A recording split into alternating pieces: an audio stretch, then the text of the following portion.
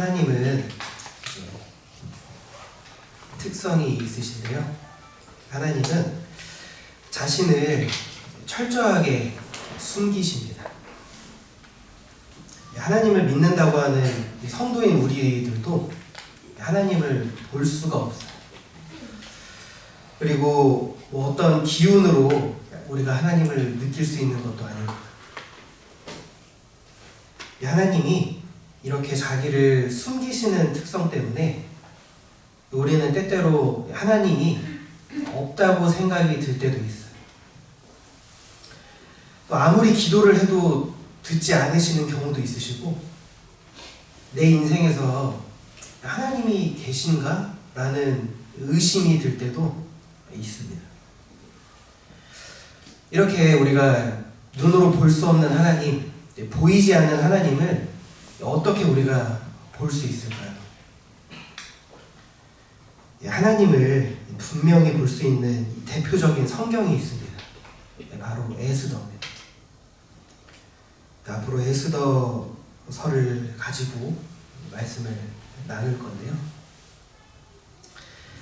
이 에스더서는 이제 좀 특징이 있어요. 아주 좀 독특한 특징이, 이 에스더서에서는 하나님이라는 단어가 단 한 번도 나오지 않아요. 성경 66권 중에 하나님이라는 단어가 안 나오는 성경은 딱 2권밖에 없습니다. 그 중에 하나가 에스더서.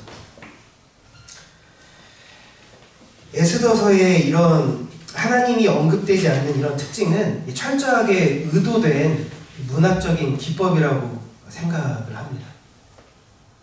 마치 우리가 현실 세계에서 앞전에 말씀드린 것처럼 하나님이 내 삶에 없는 것 같아 현실 세계에서 드러내지 않으시는 것처럼 에스더서에서도 하나님의 이름이 표면에 전혀 언급되지 않습니다.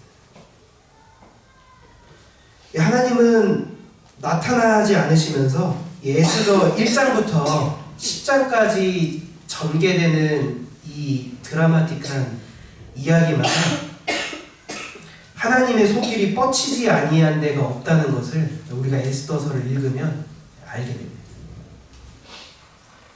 하나님은 안 보이는데 에스더서에서 일어나는 사건들을 통해서 이 역사하시는 하나님의 그 위력은 우리가 하나님이라는 하나님의 존재를 도무지 부인할 수 없을 정도로 우리가 분명하게 하나님을 볼 수 있게 됩니다. 내 인생에서 하나님이 안 계신 것 같아 라는 그런 생각이 드신다면 오늘 이 에스더를 통해서 보이지 않는 이면에서 일하시는 하나님을 만나실 수 있기를 바랍니다. 자, 에스더를 한마디로 요약한다면 하나님의 섭리입니다. 하나님의 섭리. 에스더의 주제는 하나님의 섭리인데, 이 에스더의 전체 주제를 정확하게 이해하려면 우선 우리가 섭리라는 단어를 좀 정확하게 알아야 돼요. 한번 사진 보여주실까요? 이거 너무나 유명한 영화죠? 네. 여기 계신 분들 다 보셨을 거라고 생각을 합니다. 네, 우리가 이 타이타닉 영화를 이렇게 봤으니까 알지 않습니까? 저 배가 첫 항해를 시작하지만 첫 항해 때 빙산에 충돌해서 침몰한다는 사실을 우리가 알고 있는데, 이 1900년도 이 당시의 사람들은 그 사실을 전혀 모르고 수많은 사람들이 저 타이타닉호에 승선을 했어요. 그래서 대서양에서 1500명 정도가 물에 빠져 죽고 얼어 죽고 수많은 사람들이 목숨을 잃었는데, 여러분 그 당시에 어떤 사람들은 이 실수로 시간을 착각하거나 아니면 급한 일이 생겨서 아니면 일정이 변경이 돼서 저 배를 타지 못한 사람들도 있었어요. 실제로 이 타이타닉호를 놓친 사람들 중에 이 기독교 신자라고 알려진 사람, 리버티 스티어스라는 사람은 이 배를 타기 전에 기도하는 와중에 너무 마음이 불안해서 이 승선을 포기했다고 구전으로 전해집니다. 여러분 이렇게 타이타닉호를 타지 사역한 사람들이 이 침몰 사건 이후에 어떤 고백을 했을까요? 내가 저 타이타닉 배를 타지 못한 건 우연이 아니라 신의 섭리였다. 이렇게 고백했어요. 자, 이 섭리라는 이 단어는 다시 말해서 미래에 일어날 일을 미리 아시고 자기의 뜻을 이루기 위해서 하나님이 이 상황을 통제하고 모든 것을 주관하는 행동 전체를 일컬어서 섭리하신다라는 걸 표현을 합니다. 그래서 두 가지의 의미가 들어가는 거예요. 미리 내다보는 거, 그리고 자기의 뜻을 이루기 위해서 무언가 액션을 취하는 거. 이게 섭리라는 단어의 의미예요. 자, 그러면 에스더서는 이런 하나님의 섭리를 보여주는 성경인데, 이 에스더서를 잘 이해하려면 이 당시의 역사적인 배경을 좀 잘 아셔야 합니다.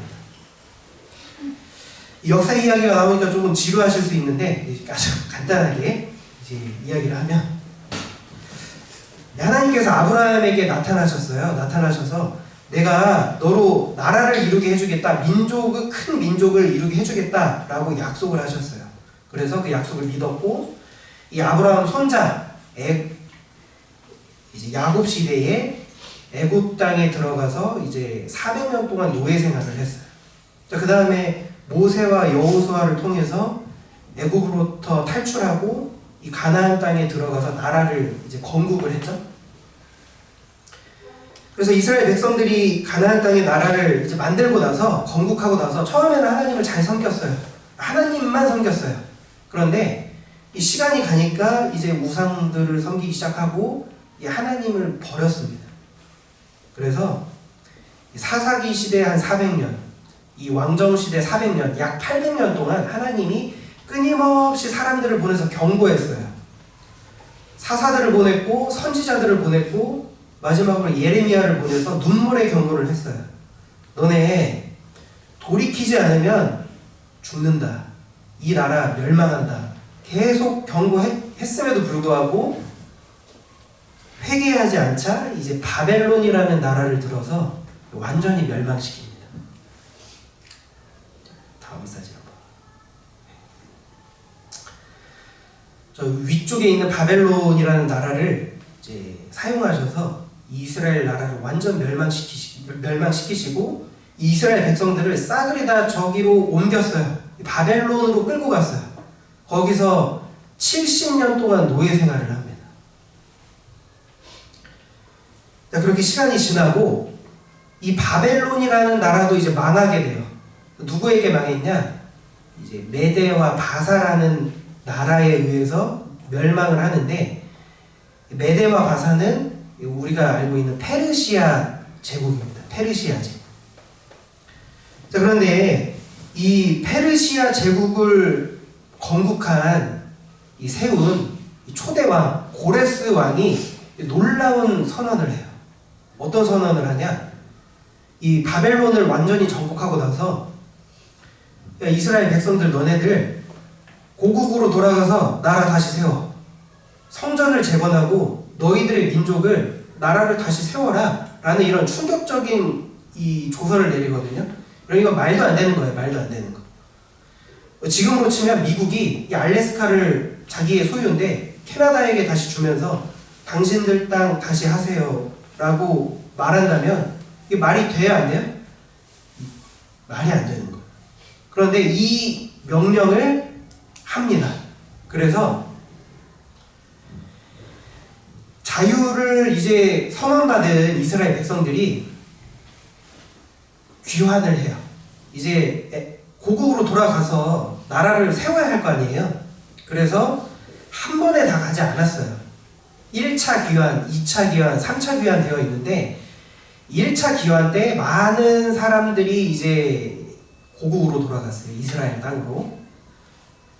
자, 이 에스더서가 어느 시점이냐? 1차 귀환을 하고 나서 수십 년이 지났어요. 수십 년. 그 사이에 벌어진 사건입니다. 1차 귀환하고 수십 년의 공백기가 있는데 그 기간 동안 일어난 하나의 사건이라고 할 수 있어요. 여러분, 이 1차 귀환할 때 여러분 한번 생각해 보시면 바벨론에서 종살이했던 이스라엘 백성 사람들이 믿음이 좋은 사람, 하나님의 약속을 신실하게 믿은 신앙이 좋은 사람들은 1차 귀환 때 다 갔어요. 자, 그럼 바벨론에 누가 남아있어요? 믿음이 없는 사람. 70년이나 지났기 때문에 바벨론 세대라고 할 수 있어요. 바벨론에서 태어나고 바벨론에서 자랐고 바벨론의 문화에 익숙한 사람들, 이 바벨론 2세들, 이 사람들이 아마 대부분 남아 있었을 거예요. 여러분, 갑자기 뭐 수십 년 동안 살고 있는데 삶의 터전을 다 읽어놨어요.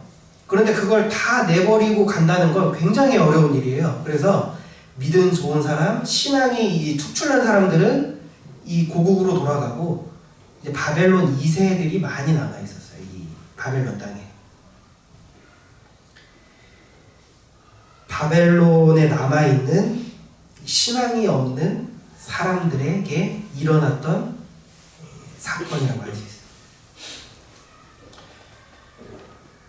그들은 세속화되어서 그 땅에 눌러 앉아 있기를 원했고, 뭐 하나님의 뭐 약속, 뭐 예루살렘을 재건하고 나라를 세우는 거, 거기에는 뭐 생각을 하고 싶어 하지 않았어요.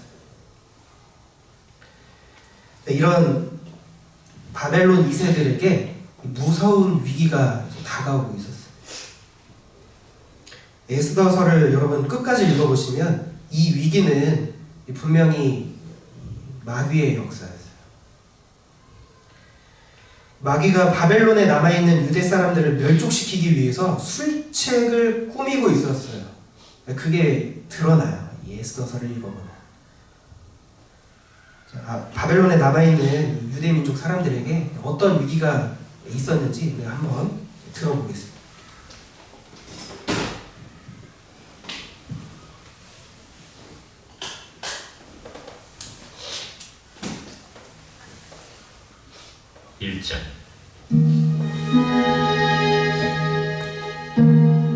이 일은 아하수에로 왕 때에 있었던 일이니 아하수에로는 인도로부터 구스까지 127지방을 다스리는 왕이라. 당시에 아하수에로 왕이 수산궁에서 즉위하고 왕위에 있은 지 제3년에 그의 모든 지방관과 신하들을 위하여 잔치를 내더니 바사와 메대의 장수와 3장입니다.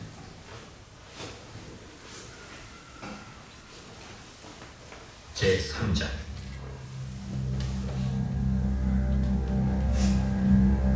그 후에 아하수에로 왕이 아각 사람 함무다다의 아들 하만의 지위를 높이 올려 함께 있는 모든 대신 위에 두니 대궐문에 있는 왕의 모든 신하들이 다 왕의 명령대로 하만에게 꿇어 절하되 모르드게는 꿇지도 아니하고 절하지도 아니하니 대궐문에 있는 왕의 신하들이 모르드게에게 이르되 너는 어찌하여 왕의 명령을 거역하느냐 하고 날마다 권하되 모르드게가 듣지 아니하고 자기는 유다인임을 알렸더니 그들이 모르드게의 일이 어찌되나 보고자 하여 하만에게 전하였더라.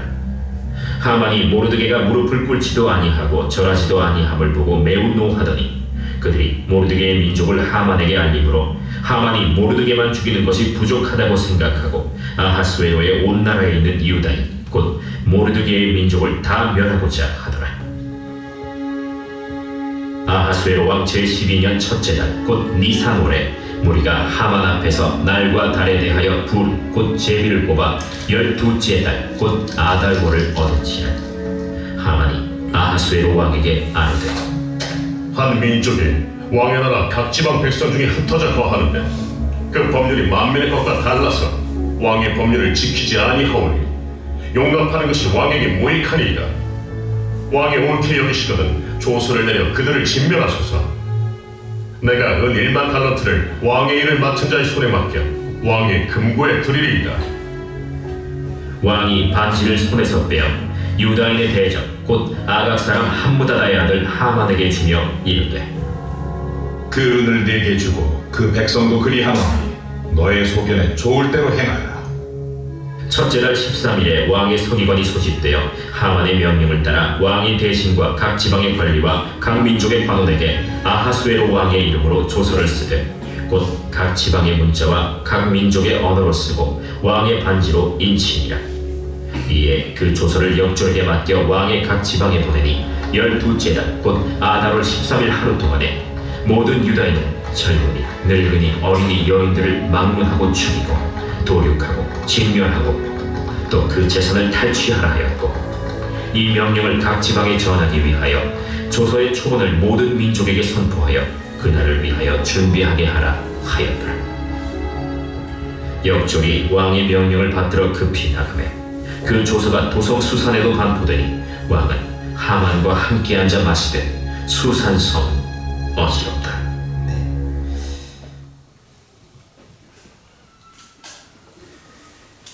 여러분, 고레스 왕이 페르시아 첫 번째 왕이었던 고레스 왕이 이 유다 민족들, 이스라엘 백성들에게 돌아가라고 그 칙령을 내렸어요. 그리고 수십 년이 지났다고 말씀드렸죠.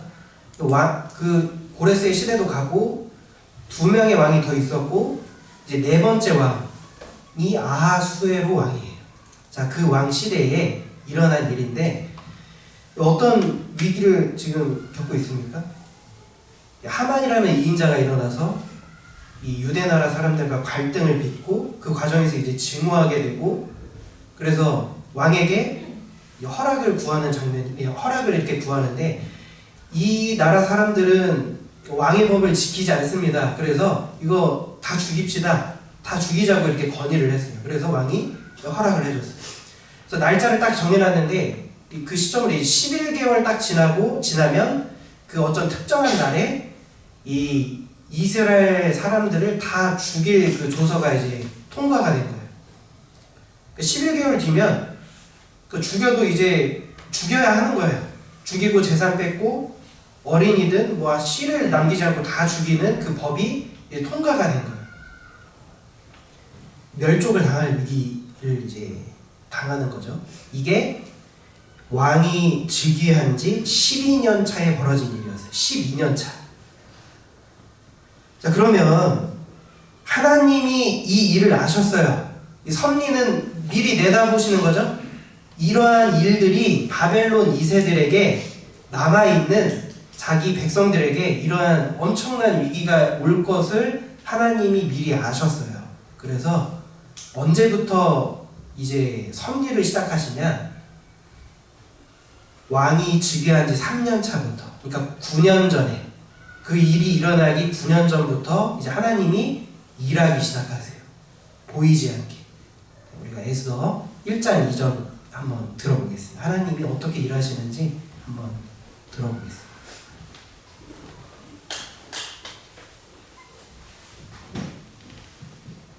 에스더 제1장.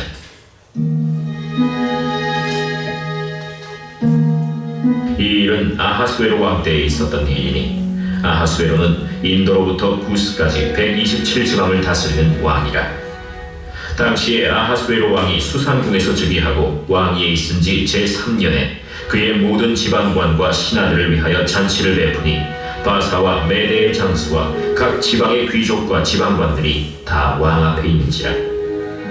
왕이 여러 날 곧 180일 동안에 그의 영화로운 나라의 부함과 위엄의 혁혁함을 나타내니라. 이 날이 지나매 왕이 또 도성수산에 있는 귀천간의 백성을 위하여 왕궁 후원들에서 7일 동안 잔치를 베풀세 백색, 녹색, 청색 휘장을 자색 가는 배줄로 대리석 기둥 은고리에 매고 금과 은으로 만든 걸상을 화관석, 백석, 운모석, 흑석을 깐 땅에 진설하고 금잔으로 마시게 하니 잔의 모양이 각기 다르고 왕이 풍부하였으므로 어주가 한이 없으며 마시는 것도 법도가 있어 사람으로 억지로 하지 않게 하니 이는 왕이 모든 국내 관리에게 명령하여 각 사람이 마음대로 하게 함이더라. 왕후 와스디로 아하수에로 왕궁에서 여인들을 위하여 잔치를 베푸니라. 제7일에 왕이 주흥이 일어나서 어전 넷이 무후만과 비스다와 하르모나와 빅다와 아박다와 세달과 가르가스 7사람을 명령하여 왕후 와스디를 청하여 왕후의 관을 정죄하고 왕 앞으로 나오게 하여 그의 아리따움을 뭇 백성과 지방관들에게 보이게 하라 하니 이는 왕후의 용모가 보기에 좋음이라. 그러나 왕후 와스디는 내시가 전하는 왕명을 따르기를 싫어하니 왕이 진노하여 마음속이 불붙는 듯하더라. 왕이 사례를 아는 현자들에게 묻되 왕이 규례와 법률을 아는 자에게 묻는 전례가 있는데 그때 왕에게 가까이하여 왕의 기색을 살피며 나라 첫 자리에 앉은 자는 바사와 메대의 7 지방관 곧 가르스나와 세달과 아드마다와 다시스와 메레스와 마르스나와 무무간이라. 왕후 와스비가 내시가 전하는 아하수에로 왕의 명령을 따르지 아니하니 규례대로 하면 어떻게 처치할까? 무무간이 왕과 지방관 앞에서 대답하여 이르되 왕후 와스티가 왕에게만 잘못했을 뿐 아니라 아하수에로 왕의 각 지방의 관리들과 못 백성에게도 잘못하였나이다. 아하수에로 왕이 명령하여 왕후 와스티를 청하여도 오지 아니하였다 하는 왕후의 행위의 소문이 모든 여인들에게 전파되면 그들도 그들의 남편을 멸시할 것인즉 오늘이라도 바사와 메대의 귀부인들이 왕후의 행위를 듣고 왕의 모든 지방관들에게 그렇게 말하리니 멸시와 분노가 많이 일어나리이다. 왕이 만일 좋게 여기실진데 와스디가 다시는 왕 앞에 오지 못하게 하는 조서를 내리되 바사와 메대의 법률에 기록하여 변개함이 없게 하고 그 왕후의 자리를 그보다 나은 사람에게 주소서. 왕의 조서가 이 광대한 전국에 반포되면 귀천을 막론하고 모든 여인들이 그들의 남편을 존경하리이다. 왕과 지방관들이 그 말을 옳게 여긴지라. 왕이 무무간의 말대로 행하여 각 지방 각 백성의 문자와 언어로 모든 지방에 조서를 내려 이르기를 남편이 자기의 집을 주관하게 하고 자기 민족의 언어로 말하게 하라 하였더라. 이 장까지 들어야 되는데 이제 여기까지만 하겠습니다. 집에 가셔서 들어보세요. 길어지는 것 같아서. 그럼 이 아하수에로 왕이 페르시아 제국의 왕이었는데, 여러분 우리나라는 조선 몇 도죠? 8도죠. 이 나라는 몇 도라고 하나요? 128도. 그러니까 엄청난 제국이었어요. 엄청난 그 영토를 가지고 부와 명예를 가진 그 왕이었어요. 그래서 자기가 이 누리고 있는 이 영화와 부가 얼마나 이 극치를 달리고 있는지 한번 이 뽐내고 싶었어요. 그래서 며칠 동안 지금 잔치했다고 하나요? 180일 6개월 동안 잔치를 했어요. 나라가.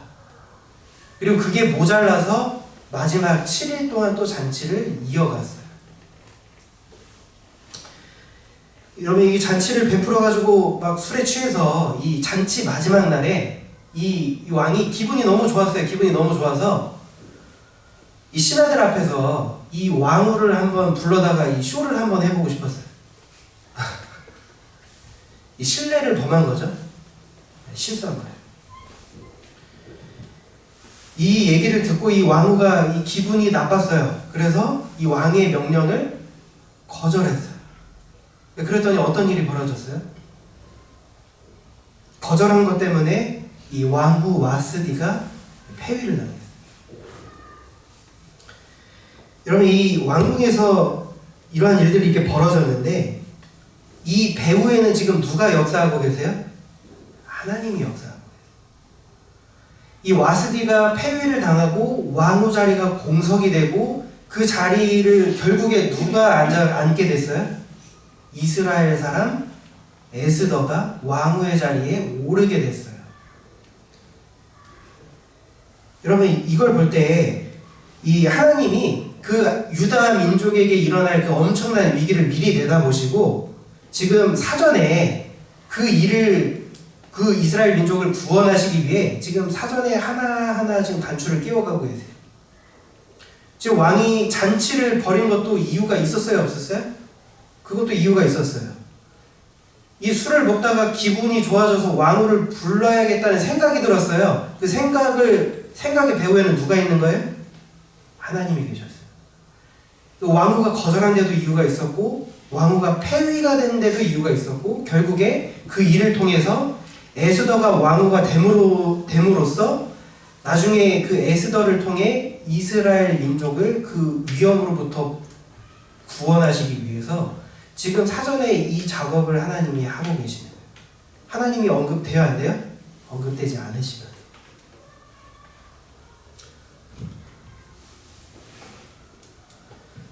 잠언 21장 1절입니다. 같이 한번 읽어볼까요? 시작. 왕의 마음이 여호와의 손에 있음이 마치 보의 물과 같아서 그가 임의로 인도하시느니라. 이 왕의 마음이 여호와의 손에 있는데 뭐 같다고 하나요? 보의 물. 여러분 이거 논밭이죠? 이 보는 이 논밭의 경계가 되는 저 이렇게 도랑 있죠? 그 도랑을 이제 보라고 하는데 거기에 이게 물이 지나가요.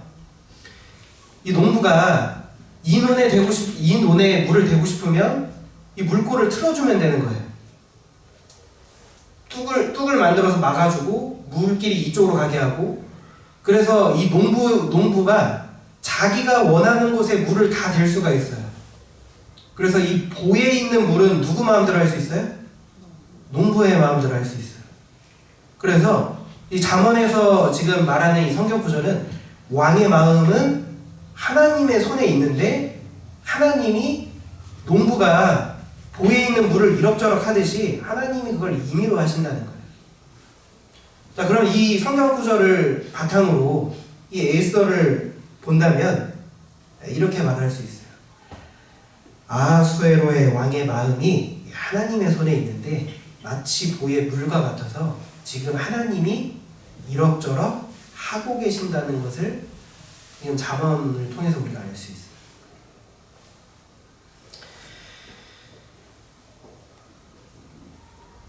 여러분 그래서 지금부터 아하수에로 왕에게 지금 일어나는 조그만한 감정, 이 조그만한 생각, 어떤 사건, 이 모든 일 배후에는 지금 누가 계시는 거예요? 하나님께서 지금 미래를 내다보시고 이 왕을 자기의 뜻을 이루시기 위해서 지금 그 아하수에로 왕의 마음을 지금 다루고 계시는 것을 우리가 지금 방금 들으신 거예요. 에스더 1장에. 2장에 보면 아하수에로 왕뿐만 아니라 많은 사람들의 마음을 다루고 계세요. 하나님은 왕이 마음대로 하도록 내버려 두시면서도 왕이 마음대로 하는 그 일을 통해서 하나님의 뜻을 이루도록 지금 모든 상황을 이끌어가고 계시는 것을 우리가 에스더를 읽으면 발견하게 됩니다. 자, 그래서 왕이 자기 혼자 마음대로 한다고 생각했지만 결국에 하나님이 원하시는 방향으로 가게 됐는데 이것을 일컬어서 우리는 뭐라고 합니까? 하나님의 섭니다. 자, 그러면 오늘 에스더 1장, 2장, 3장 이렇게 들었는데요. 오늘 이 에스더서를 통해서 우리가 알 수 있는 이 교훈 몇 가지를 말씀드리고 말씀을 마치려고 합니다. 첫 번째는 하나님만이 이 세상의 진정한 왕이라는 사실을 우리에게 알게 해줍니다. 영상 한번 같이 보겠습니다.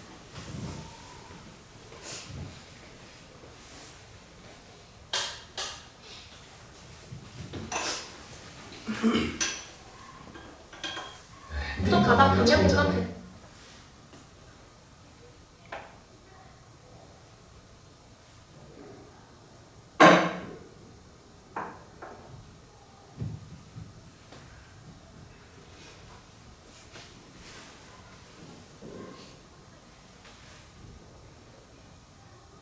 역사 속 가장 강력했던 제국 탑5 당신은 몇 개나 알고 있나요? 5위 스페인 제국 18세기 후반 530만 평방마일의 영토를 지배하며 유럽과 아메리카를 연결하는 막강한 경제력을 자랑했습니다. 4위 페르시아 제국 기원전 6세기 약 550만 평방킬로미터를 통치하며 효율적인 행정과 문화적 목적으로 고대 세계를 지배했죠. 3위 로마 제국 1000년 넘게 지속되며 정치, 군사, 공학 등 서양 문명의 기초를 세운 전설적인 제국입니다. 2위 몽골 제국 칭기즈칸의 지도 아래 유라시아 대부분을 정복한 세계에서 가장 넓은 연속된 영토 영토를 가진 제국입니다. 1위 대영 제국, 역사상 가장 큰 제국, 지구 표면의 4분의 1을 지배하며 영어와 영국 문화를 전 세계로 퍼뜨렸습니다. 여러분은 어떤 제국이 가장 인상 깊으신가요? 지금으로부터 2500년 전에 전 세계에 넘겨주세요. 가장 강력한 강대국이었던 페르시아 제국에 PPT 넘겨주세요. 네. 페르시아 제국의 이 아하수르의 왕의 마음을 자기 손에 두고 마치 보에 있는 물처럼 다루신 이 하나님을 우리가 생각을 하는데, 여러분 저는 이거 준비하면서 좀 마음에 좀 신선한 충격으로 좀 다가왔어요. 한번 설명을 좀 해드리려고 하는데 잘 들어보세요. 아하수로의 왕의 마음을 하나님이 완전히 다스리셨잖아요. 자, 그런데 이 왕만 다스리셨냐? 한번 그 성경 구절 에스더 1장 한번 보겠습니다.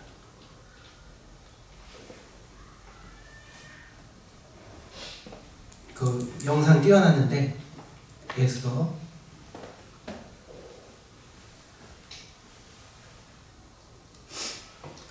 에스라 1장, 에스라 1장.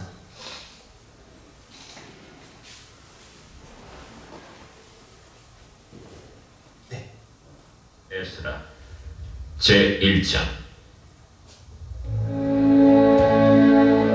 바사왕 고레스 원년에 여호와께서 예레미야의 입을 통하여 하신 말씀을 이루게 하시려고 바사왕 고레스의 마음을 감동시키시되 그가 온 나라에 공포도 하고 조서도 내려 이르되 바사왕 고레스는 말하노니 하늘의 하나님 여호와께서 세상 모든 나라를 내게 주셨고 나에게 명령하사 유다 예루살렘의 성전을 건축하라 하셨나니 이스라엘의 하나님은 참 신이시라. 너희 중에 그의 백성된 자는 다 유다 예루살렘으로 올라가서 이스라엘의 하나님 여호와의 성전을 건축하라. 그는 예루살렘에 계신 하나님이시라. 그는 남아있는 백성이 어느 곳에 머물러 살든지 그곳 사람들이 마땅히 은과 금과 그 밖의 물건과 짐승으로 도와줘. 고레스 왕은 페르시아 제국을 이제 건국한 사람인데, 이 고레스 왕의 이 고백을 한번 들어보셨는데 좀 충격적이지 않으십니까? 저 나라를 하나님이 내게 주셨다. 그래서 이 하나님이 나에게 이런 복을 주셨기 때문에 이 하나님은 정말 참 신이다. 신 중의 신이다. 그래서 너희들 하나님을 섬기는 이 유다 민족 너희들 고국에 돌아가서 너희들의 나라를 세워라 라고 말을 하는 거예요. 이 고레스의 왕을 통해서 하나님이 뭘 하려고 하셨어요? 이스라엘의 뺏긴 주권을, 나라의 주권을 다시 회복시키실 뜻을 누구를 통해서 지금 이루셨어요? 고레스 왕을 통해서 이루셨어요. 고레스도 지금 고백을 하잖아요. 여러분, 고레스는 이 당시에 이 전 세계의 가장 강력한 이 제국의 왕이었어요. 그 왕이 하나님을 찬양해요. 그리고 하나님의 그 요구를 지금 시행하고 있어요. 고레스의 왕의 마음도 누가 지금 주관하고 계셨어요? 하나님. 그럼 고레스 왕만 그러셨냐? 여러분, 출애굽기에 보면 바로 왕의 마음도 하나님이 이럭저럭 하세요. 제가 한번 읽어드리겠습니다. 출애굽기 9장 12절입니다. 그러나 여호와께서 바로의 마음을 강팍하게 하셨으니 그들을 듣지 아니하였으니 여호와께서 모세에게 말씀하신과 같더라. 이 바로의 마음을 강팍하게 하셨어요. 자기의 뜻을 이루기 위해서. 여러분, 이 당시에 이 이집트는 굉장한 강대국이었는데, 여러분 역사상 제국들이 있었거든요. 이 전 세계를 주물렀던 제국들이 있었어요. 그 중에 하나가 첫 번째는 아카드 제국, 두 번째는 이집트 제국인데, 이집트 제국이 가장 강력했을 때 그 왕이 이 출애굽기에 나오는 그 시대의 왕이에요. 람세스 2세로 추정을 하거든요. 여러분, 그 왕의 마음도 지금 하나님의 뜻을 이루기 위해서 지금 뭐 하고 계셨어요? 다루고 계셨어요. 보의 불처럼. 그 시대의 왕도 하나님이 자기의 뜻을 이루기 위해서 이스라엘 백성 바로 보내면 자기의 영광을 못 드러내니까 강팍하게 하셨어요. 여러분 다니엘서에 보면 느부갓네살 왕이 나와요. 이 느부갓네살 왕의 마음도 하나님이 보의 불처럼 다스리셨어요. 여러분 느부갓네살이 이렇게 고백합니다. 나 느부갓네살이 하늘을 우러러 보았더니 내 총명이 다시 내게로 돌아온지라. 이에 내가 지극히 높으신 자에게 감사하며 영생하시는 자를 찬양하고 존경하였노니 그 권세는 영원한 권세요 그 나라는 대대에 이르리로다. 느부갓네살 왕도 지금 누구를 찬양해요? 이 하나님을 찬양하잖아요. 여러분 종합해보면 이 사실을 종합을 해보면 이런 거예요. 여러분 이 세계의 역사에 세계를 주무르던 수많은 제국들이 있었어요. 그 나라가 있었어요. 그 나라의 왕들이 있었어요. 그 나라의 왕들 머리 위에 하나님이 계세요. 이 느부갓네살 왕의 이 고백을 한번 묵상해 보세요. 그 권세는 영원한 권세요라는 말이 맞아요. 왜냐하면 자기는 그냥 한 시대를 풍미하다 갈 거예요. 한 시대를 주무르다 가는데 그 하나님이 가지고 계신 권세는 영원한 권세라는 말이 맞죠. 왜냐? 그 다음 왕이 일어나도 그 왕의 마음을 하나님이 자기의 뜻을 이루기 위해서 보에 있는 물처럼 다스리시고 온 역사의 시대에 통틀어서 하나님이 그 위에 계셔서 초월해서 다스리고 계세요. 그래서 이 에스더서를 통해서 우리가 알 수 있는 사실은 진정한 왕이 누구냐? 하나님이시죠.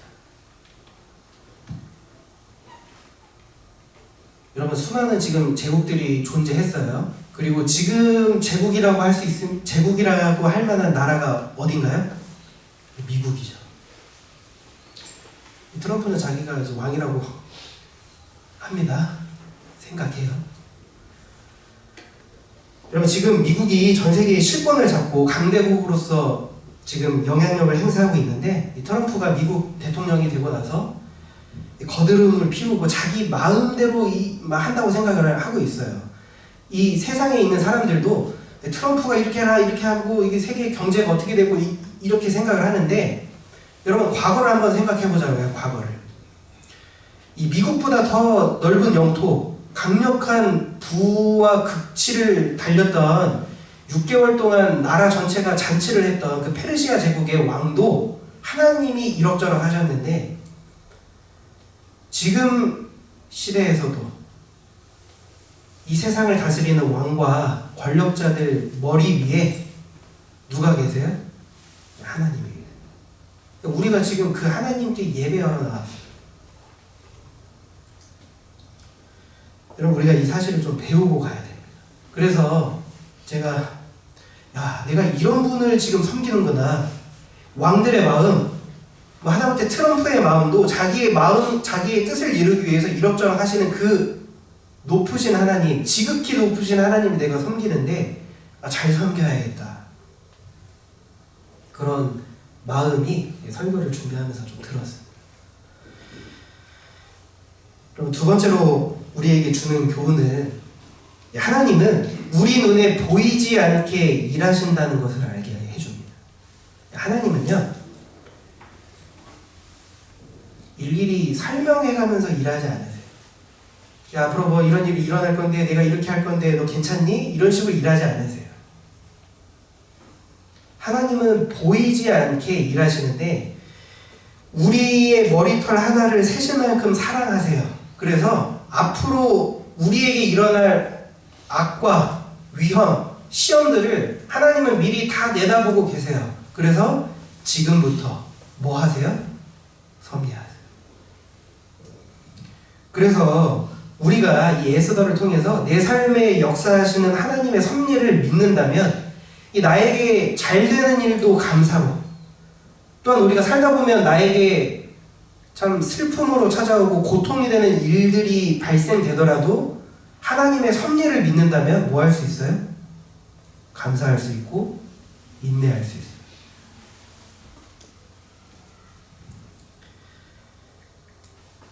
여러분, 세 번째로 우리에게 마지막으로 주는 교훈은 결국 하나님의 약속을 믿지 않고 바벨론에 남아 있었기 때문에 이러한 어려움이 그들에게 일어났다. 여러분은 좀 어느 쪽이신 것 같으세요? 한쪽은 신앙이 좋아서 믿음이 있어서 하나님이 주고자 하는 영원한 복, 하나님의 나라, 그것을 향해서 바벨론을 좀 떠나셨나요? 아니면 지금 우리가 배우고 있는 예스더의 주인공들인 이 바벨론 2세들처럼 하나님의 뭐 말씀에는 관심 없고 뭐 예루살렘을 재건하는 그 재건해야 된다는 그 사명에는, 하나님이 주시는 사명에는 뭐 되도록이면 생각하지 않으려고 하고, 이 세상에 있는 세상의 염려, 세상의 것들에 찌들어서 눌러 앉아 계세요. 그러면 어떤 위험이 있을 수 있어요? 바벨론 2세들이 겪었던 내 삶에 엄청난 위기가 올 수 있어요. 그것을 우리에게 교훈해주고 있습니다. 여러분, 여기 나오는 바벨론 2세들, 이 바벨론에 남아 있었던 사람들은 참 다행이죠. 어떤 면에서는 하나님 앞에 굉장한 실망이 되고, 어떤 면에서는 참 믿음 없이 행하는 그 행동이 하나님을 분노하게 하고, 마치 광야에 있는 이스라엘 백성들이 나 애굽으로 돌아가겠다, 가나안 땅에 뭐 나라를 세우고 그런 거 관심 없다, 애굽 땅에 돌아가서 나 살겠다 라고 했던 사람들은 어떻게 됐어요? 죽었어요. 그런데 이 바벨론 2세들에게는 은혜를 베푸셨어요. 여러분, 여러분의 인생을 하나님의 이 인자하심에 한번 베팅 해보실 건가요? 베팅. 나 내 맘대로 살 거야. 나 이 세상에 세속화돼서 그냥 살 거야. 그래도 별일 없겠지. 예수가 이 사람들 구원해 주셨는데 나도 구원해 주시겠지. 하나님은 인자하시니까. 여러분의 인생을 한번 베팅 해보시겠습니까? 아니면 굳이 당해도 되지 않을 그 위험을 당하실 겁니까? 우리에게 이 교훈을 좀 알게 해줍니다. 이 시간 우리가 에스더를 좀 살펴보면서 하나님의 섭리에 대해서 우리가 살펴봤는데요. 하나님은 보이지 않으시고 보이지 않게 일하시기 때문에 이 하나님의 섭리에 있어서 우리에게 꼭 필요한 것은 믿음이 필요합니다. 하나님이 하실 거야. 하나님이 도우실 거야. 나에게 어떠한 이 엄청난 위기가 나에게 찾아와도 하나님이 나를 보호하실 거야. 이 믿음 가지면, 이 섭리의 은총을 믿으면 인내할 수 있고 넘어지지 않을 수 있어요. 그 삶의 지혜를 우리 모두 배우고 가셨으면 좋겠습니다. 이 시간 기도하겠습니다.